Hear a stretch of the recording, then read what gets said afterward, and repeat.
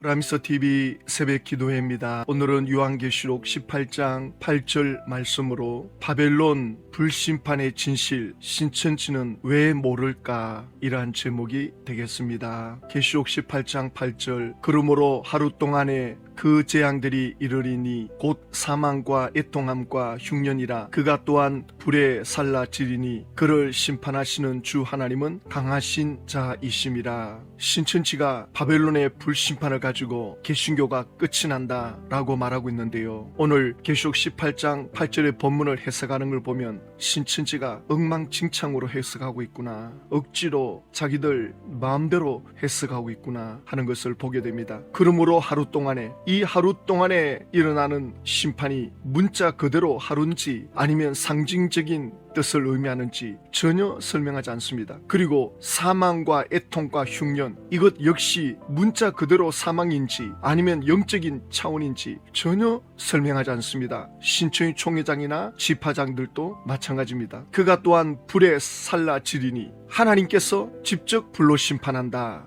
이 말씀만 하고 있는데요, 이것도 서로 말이 다 달라요. 신천지 총회장은 요한계시록 실상은 본인이 계시받아가지고 예수님의 대언자로서 말한 것 아닙니까? 여기에 어떻게 기록되어 있느냐? 자신들이 장막 성전에 행한 대로 사망과 애통과 흉년을 겪게 되고 나아가 말씀의 불로 심판을 받게 된다. 장막 성전에 행한 대로, 그러면 청지기 교육원이 되는 거죠.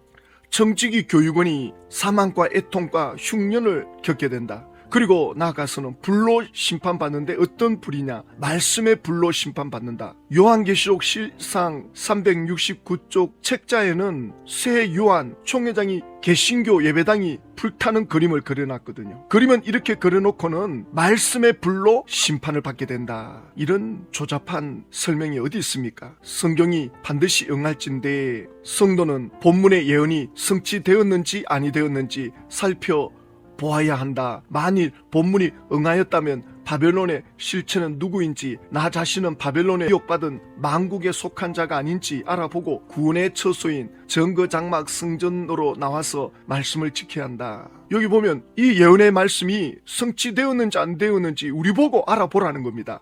아니, 본인이 알려줘야지 성도들이 이걸 살펴봐야 된다는 말씀을 지금 하고 있습니다. 이거 웃기는 소리입니다. 이건 진짜 이렇게 나옵니다. 본문이 응하였다면, 본인이 알아보고 바벨론의 불심판이 이루어졌다면, 또 이루어질 거라면 그걸 보고 온 당사자가 말해줘야지 일반 성도들이 알아보라는 겁니다. 그래가지고 바벨론의 불심판이 이루어졌다라고 생각되면 신천지로 오라는 겁니다. 이런 말도 안 되는 주장이 어디 있습니까? 그리고 지금 계시록 18장인데 18장에 청지기 교육원이 불심판 받는다라고 말하잖아요 지금. 그럼 아직 청지기 교육원은 멸망받지 않았다는 말이 되거든요. 신천지 총회장이 지금 이랬다가 저랬다가 지금 하고 있는데 지파장 강사들도 마찬가지입니다. 그래서 신천지 관계자들 만나서 이 불심판이 실제 불이냐 말씀의 심판이냐 각각 말이 다 달라요. 왜 이렇게 말이 다른가 했더니만 신천지 총회장이 그림은 실제 불이 임하는 것처럼 그려놓고는 또 말씀의 심판이다 그러고, 또 강단에 나와가지고는 실제로 불로 심판한다 그러고,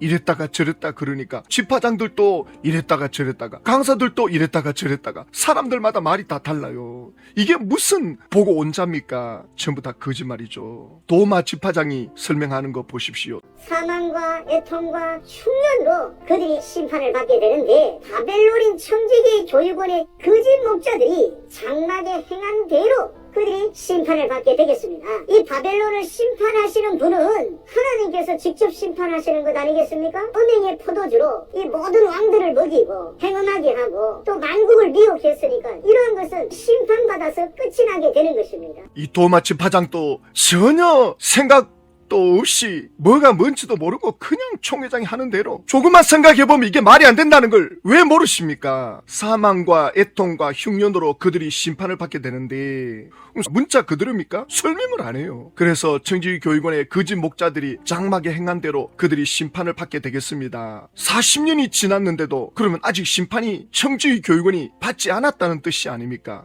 계시록 12장에는 갈기갈기 찢어졌다 해놓고는 여기 와서는 아직도 심판을 받지 않은 것처럼 앞에 말 다르고 뒤에 말 다르고, 배도 멸망 구원이라 그러는데 아직 청지기 교육원이 심판도 안 받았는데 구원이 성립이 됩니까? 그러면서 하는 말이, 이 바벨론을 심판하시 심판하시는 분은 하나님께서 직접 불로 심판하는 것 아니겠습니까? 직접 하나님이 심판한다. 그럼 불로 심판하는 거죠. 그러면 신천지 총회장은 요한계시록 실상에 뭐라고 기록해 놨습니까? 말씀의 불로 심판한다 그랬잖아요. 그런데 강단에 나와가지고는 불로 직접 심판한다 그러거든요. 그러니까 이 도마주파장이 어느 장단에 맞춰야 될지 모르는 거예요. 총회장이 강단에 나와서 한 말을 해야 될지, 책에 기록된 대로 해야 될지, 결국 도마주파장은 총회장이 강단에 나와가지고 말한 대로 직접 불로 심판한다. 그러면 책에는 말씀의 불로 심판한다 했는데 이런 걸 갖다가 질문하면 대답을 못해요.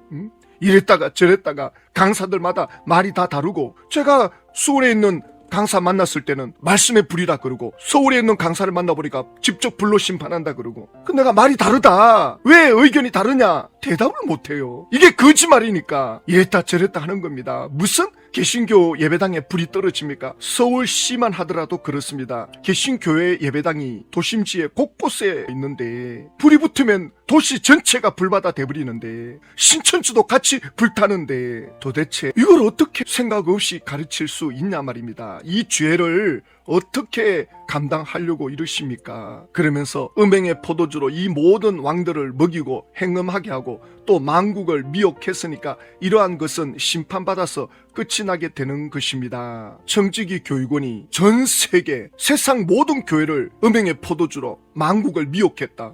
아니, 대한민국이 무슨 전 세계 교회에다가 음행의 포도주를 먹입니까? 어느 정도 좀 말이 되게끔 설명해야 될 거 아닙니까? 이걸 어떻게 설명을 이런 식으로 하느냐 말입니다. 신천지 교리대로 한다면 배도 멸망 구원이라 그러는데 아직 멸망도 안 됐는데 구원자가 왜 등장합니까? 이것도 억지가 되는 거죠. 구약에 아브라함이나 노아, 다윗, 그들은 구원자가 아닙니다. 하나님의 뜻을 전한 선지자들이죠. 구약 시대는 끊임없이 하나님이 징계하는 징계의 역사입니다. 그러다가 예수님이 오셔서 모든 죄를 청산하고 이제 예수 그리스도를 힘입어 성전에 가지 않아도 예수 그리스도 이름으로 하나님께로 나아갈 수 있는 구원의 길이 온 천하에 열린 것입니다. 신천지는 이 배도 멸망 구원을 억지로 끼워 맞춰가지고는 사람들을 전부 지옥으로 끌고 가고 있습니다. 베드로후서 3장 16절에 무식한 자들과 구세지 못한 자들이 다른 성경과 같이 그것도 억지로 풀다가 스스로 멸망에 이르느니라. 계시록 18장 8절의 이 말씀은 그 당시 기독교를 핍박하는 큰 음녀, 또 바벨론, 로마 제국을 말씀하는 겁니다. 이 본문을 좀 더 쉬운 성경으로 읽어보면, 그러므로 끔찍한 이 일들이 단 하루 만에 그녀에게 임할 것이다. 죽음과 슬픔과 기근이 찾아오고 그녀는 불에 다 죽고 말 것이다. 전능하신 하나님의 심판이 내리기 때문이다. 로마 역사에 바벨론의 그 세력들, 음녀의 그 시스템이 결국은 다 끝장이 나지 않았습니까? 로마 역사를 통해서 서로 잡아 죽이는 그런 혼란의 때가 있었고, 결국 로마는 우상 문화가 무너지고 기독교 국가로 변화되는 이런 역사가 실제로 계시록의 성취로 나타나고 있지 않습니까? 이런 것처럼 앞으로의 종말도 베드로후서 3장 10절 말씀대로 그러나 주의 날이 도둑같이 오리니, 생각지 않는 때에 심판의 때가 오는 거죠. 로마가 그러했듯이 그러나 주님이 오실 때는 완전한 심판을 보여주는 거죠. 그래서 주의 날이 도둑같이 온다. 이 재림의 날, 신천지는 주의 날이 도둑같이 온다는 이것이 예수님의 재림이라 그러거든요. 그러면 그 다음 구절에 나오는 그날에는 하늘이 큰 소리로 떠나가고 물질이 뜨거운 불에 풀어지고 땅과 그 중에 있는 모든 일이 드러나리로다. 이건 실제 불심판입니까? 아니면 영적인 겁니까? 그러니까 이건 또 실제라 그러더라고요. 아니, 그러면 예수님이 재림했는데 40년이 지났는데 아직 이 심판이 안 이루어지고 있는 겁니까? 전혀 이게 말이 안 되는 거예요. 자, 그러면서 그 다음 구절을 보면 우리는 그의 약속대로 의가 있는 곳인 새하늘 새 땅을 바라보는 도다. 새하늘 새 땅은 의가 있는 곳, 완전한 곳이거든요. 사망도 없고 아픔이나 눈물이 없는 완전한 그곳이 새하늘 새 땅인데, 신천지가 새하늘 새 땅 이름을 사용하는데 그렇다고 완전한 곳입니까? 그러니까 아직 이루어지지도 않았는데 마치 이루어진 것처럼 성경 구절을 자기 멋대로 자기 욕심대로 억지로 풀고 있는데, 그러다가 아무것도 이루지 못하고 떠날 건데, 그는 하나님께로 받은 것이 아니고 자기 욕심대로 남들처럼 다른 이단 교주들처럼 흉내낸 겁니다. 우리는 이런 것들을 보면서 인간이 얼마나 완악하고 인간의 고집과 인간의 교만이 얼마나 무서운가를 우리가 인정해야 되겠구나. 남들 탓하기 전에 우리 자신들을 보면 하나님 앞에 죄인 중에 죄인이구나. 어떻게 인간이 이렇게까지 무지하고 완악할 수 있는가? 이건 남의 일이 아니죠. 우리 모두가 다 마찬가지죠. 우리 인간은 그런 죄성을 가지고 있는 거죠. 자기 고집대로, 자기 마음대로, 자기 뜻대로 살아가려고 하는, 이것이 어린아이 때부터 자라잖아요. 그나마 지금 하나님의 말씀을 듣는 자리에 이렇게 나와서 앉아있다. 이건 정말 은혜입니다. 하나님의 은혜가 아니면 우리도 똑같은 사람이 되는 거죠. 성 프랜시스라는 유럽의 유명한 성자가 있습니다. 예수님처럼 살았다라고 할 정도로 거룩한 삶을 살았던 성 프랜시스. 그의 제자가 잠을 자다가 꿈을 꿨는데 천국에 올라갑니다. 가보니까 높은 자리에 상석에 자리가 비어 있는 거예요. 천사에게 저거 누구 앉을 자리입니까? 그러니까 천사가 너의 스승 성 프랜시스가 앉을 자리다. 정말 우리 프랜시스가 이 정도로 하나님께 영광을 돌린 사람인가? 그 잠에서 깨어나가지고는 좀 시기 질투가 발동이 돼가지고 성 프랜시스에게 물었습니다. 선생님은 자신을 어떻게 생각합니까? 그러자 성 프랜시스가 나는 죄인 중에 죄인이지. 어떻게 그렇게 말할 수 있습니까? 온천하 모든 사람들이 당신을 성자라 그러는데 어떻게 죄인이라 그럴 수 있습니까? 그러자 만약에 하나님께서 나에게 베푼 은혜를 저 도둑에게 베풀었다면 아마 그도 나보다 더 훌륭한 성자가 되었을 거야. 그렇습니다. 하나님의 은혜가 아니면 우린 하나님 앞에 나갈 그릇이 못 됩니다. 인간 본성 자체가 이렇게 타락해 있고 말도 안 되는 사람의 교만을 부추기는 이런 것들에 신천지뿐만 아니라 여호와의 증인, 하나님의 교회, 안산원 교주, 통일교, 영생교, JMS 이런 이단뿐만 아니라 모든 종교 이런 것들이 전부 인간의 욕망을 부추기고 인간의 욕심대로 살게끔 자기 잘난 맛에 살아가게끔 부추기고 또 사람들은 그것을 쫓아가고 있고 그래서 야고보서 4장 14절에 내일 일을 너희가 알지 못하는도다. 너희 생명이 무엇이냐? 너희는 잠깐 보이다가 없어지는 안개니라. 새벽에 안개가 자욱하게 끼면 한치 앞이 안 보이죠. 그런데 햇빛이 올라오면 안개는 소리 없이 사라집니다. 우리 인간의 생명이 안개 같다. 인간이 대단한 생명을 가지고 있는 것 같지만 어느 날 소리도 없이 안개처럼 사라져버리는 인간의 생명입니다. 인간의 존재가 이렇습니다. 그런데 여기서 영원히 살 것처럼 인간은 너무나도 어리석다. 야고보서 4장 15절에 너희가 도리어 말하기를 주의 뜻이면 우리가 살기도 하고 이것이나 저것을 하리라 할 것 이거늘. 하나님이 이끌어 주시면 이것도 하고 저것도 하는 거다. 하나님 앞에 겸손해야 되는데 자기 인생을 자기 마음대로 되는 것처럼. 그래서 야고보서 4장 16절에 이제도 너희가 허탄한 자랑을 하니 그러한 자랑은 다 악한 것이다. 자기 미래를 자기 뜻대로 할 수 있다고 하는 이 허탄한 자랑. 신천지 오면 육체 영생한다. 총회장이 세상을 떠나면 적어도 예수님을 믿었던 분들이라면 신천지에서 나와야 됩니다. 지금은 이미 거기에 깊이 들어가 있으니 나오기가 어렵겠죠. 총회장이 사망하면 나와야 돼요. 계속 거기에 휘둘리면 그 다음은 지옥입니다. 이 세상은 영혼의 때를 위해서 준비하는 곳입니다. 여기가 목적지가 아닙니다.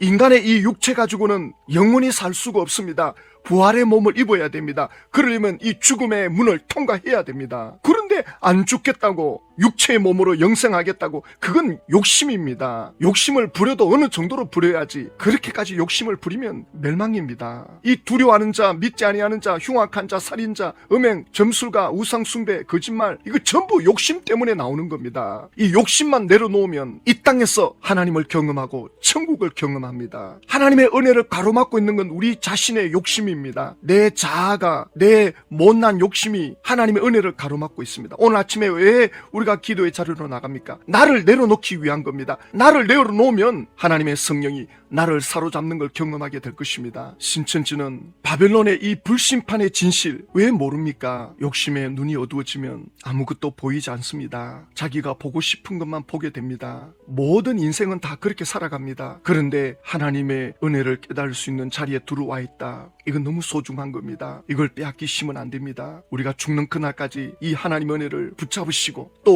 이 땅에서 내 자아가 하나님 앞에 내려놓아질 때 내 마음을 비울 때 하나님의 성령이 채워지면 내 마음에서 사랑과 희락과 화평과 오래 참음과 자비, 양성, 충성, 온유, 절제가 넘쳐나면 천국을 경험합니다. 만족한 하루를 삽니다. 충만한 하루를 살아갑니다. 오늘 하루만 잘 살면 됩니다. 내일은 또 내일 하나님이 주시는 은혜를 붙잡으시면 됩니다. 하루하루가 10년이 되고 10년이 결국 내 인생 전체를 결정짓고 이 세상을 떠나게 될 것입니다. 천국에서 그 영광을 누리셔야 됩니다. 영원히 사는 그날을 바라보면서 오늘 또 믿음으로 승리하는 우리 모든 분들이 되시기를 주님의 이름으로 축복합니다. 하나님 아버지, 바벨론의 이 불심판의 진실 신천지 분들은 지금 모르고 있습니다. 속고 있습니다. 신천지 총회장이 무너질 때 신천지 안에 택한 하나님의 자녀들이 예수님께로 돌이킬 수 있도록 은혜를 베풀어 주시옵소서. 이 일을 위해서 기도하는 기도의 사명자들이 불일 듯 일어나게 하여 주시옵소서. 예수님의 이름으로 기도